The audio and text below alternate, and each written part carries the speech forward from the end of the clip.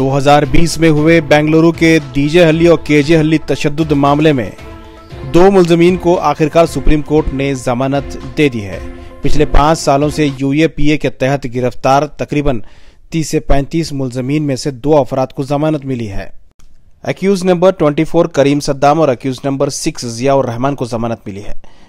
आपको बता दें 2020 में एक शख्स ने सोशल मीडिया में हुजूर सल्लल्लाहु अलैहि वसल्लम की शान में गुस्ताखी की थी। उसके बाद ये तशद्दुद भड़का था, जिसमें कई 100 लोगों को गिरफ्तार किया गया था। बाद में कुछ ही लोगों पर यूएपीए के तहत मुकदमा दर्ज किया गया था, जिन्हें अब तक जमानत नहीं मिली थी।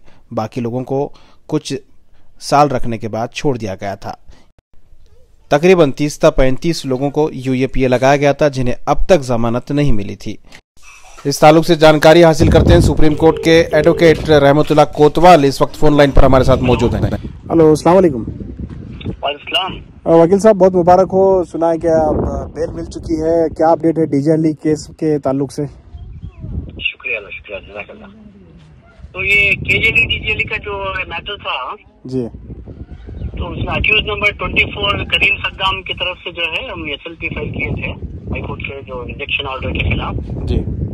तो 2 महीने पहले जो है एडमिशन हुआ, बीच में कोई मैटर आया स्टेटमेंट ऑफ ऑब्जेक्शन के लिए जी। तो आज फाइनल हियरिंग के लिए आया था मैटर वो जी। इसके साथ और एक अक्यूज नंबर 6 जियाउर रहमान का मैटर भी जो है कनेक्टेड था। तो आज मैटर हियरिंग होने के बाद बेल ग्रांट किया गया जी। तो कितने लोगों को? 2 लोगों को बेल मिली है इसमें? 2 लोगों को बेल ग्रांट किया गया है।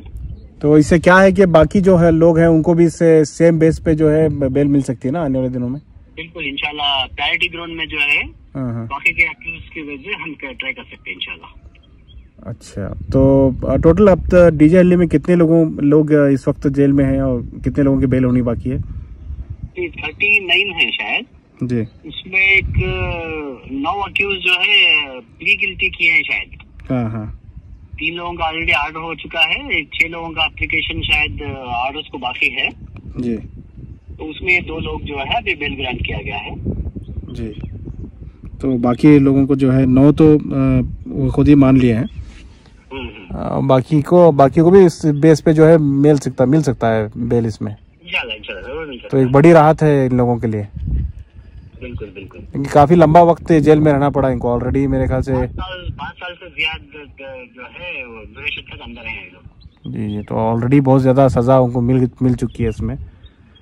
मतलब 5 साल रहना कोई मामूली बात नहीं है। बिल्कुल वही जो इंकार्सरेशन था मोर देन 5 इयर्स, एक ग्राउंड था हमारा। हाँ। के बाद 250 प्लस जो विटनेसेस है इसमें।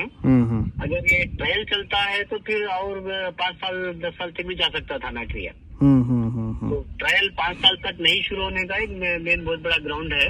हाँ जी। तो जो है उसी बेस पे मिले हैं। हाँ बिल्कुल जी। तो अब बाकी वालों की बेल किस तक कब होगी? क्या ये अभी आर्डर कॉपी जो है कल मिलेगी जी। 2 लोग कब रिहा होंगे फिर?